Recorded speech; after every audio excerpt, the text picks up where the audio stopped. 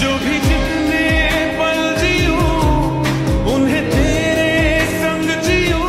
মিরাজ খান এবং আরোহী মিম কিন্তু এখন বর্তমান স্টোরির মাধ্যমে ঝগড়া করতেছে।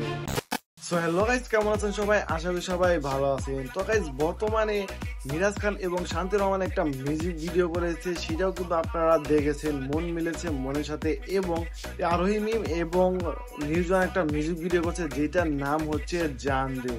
মিরাজ খান এবং শান্তি রহমানের এই মিউজিক ভিডিওটা আপলোড হওয়ার পর মিউজিক নিয়ে যতটা বেশি আলোচনা না হয়েছে, তার চেয়ে বেশি আলোচনা হয়েছে মিউজিক ভিডিও করার সময় বিহাইন্ড দ্য এই সেন্সের কারণে এবং তাদের ইন্টারভিউর জন্য। এবং এরপরে এখন বলতে গেলে তাদের মধ্যে একটা ঝগড়া লেগে গেছে, যেটা কিনা ক্যাপশন এবং স্টোরির মাধ্যমে করতেছে তারা। তো গত রাতে আরোহী মিম একটা স্টোরি দিয়েছে মিরাজকে উদ্দেশ্য করে। জাতেও ছোট লোক, কর্মেও ছোট লোক, মানসিকভাবেও ছোট লোক। যতই শিক্ষার সার্টিফিকেট গায়ে লাগাস না কেন, সমাজের শিক্ষায় তুই মরুক্ষয় থাইকা যাবি আজীবন, কারণ পারিবারিক শিক্ষা তো তরে আল্লাহ তাআলা দেয় নাই। তো এইটার রিপ্লে মিরাজ দিয়েছে বানান ভুল। শুধু তাই নয়, লামহাও এই স্ট্যাটাসটা তার স্টোরিতেও দিয়েছে। বাই দ্য ওয়ে, আরোহী মিম ওই স্টোরিটা দেওয়ার আগে মিরাজের একটা স্টোরি আছে, তো সেইখানে লিখেছে 0 ফিগার প্লাস পুদিনা।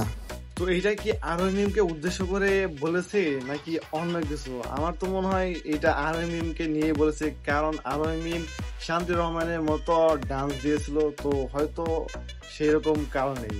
তো এই বিষয়ে আপনাদের কি মনে হয় অবশ্যই কমেন্ট করে জানিয়ে দিবেন।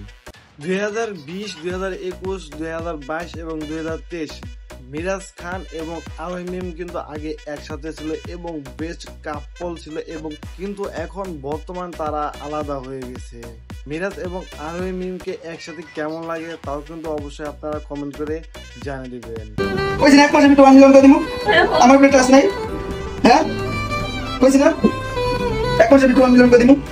হ্যাঁ কইছিস না দিম ভাই?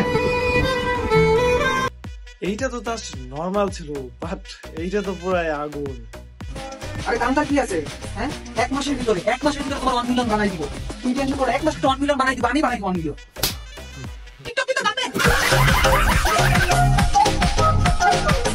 আর এইদিকে দেখুন, কাশফুল পেয়ে খুশি ছুটে দৌড় দিয়েছে, আর ওইদিকে 2 জোড়া কাপল কাশ বনে ভিতর থেকে বের হয়ে দৌড় দিয়েছে।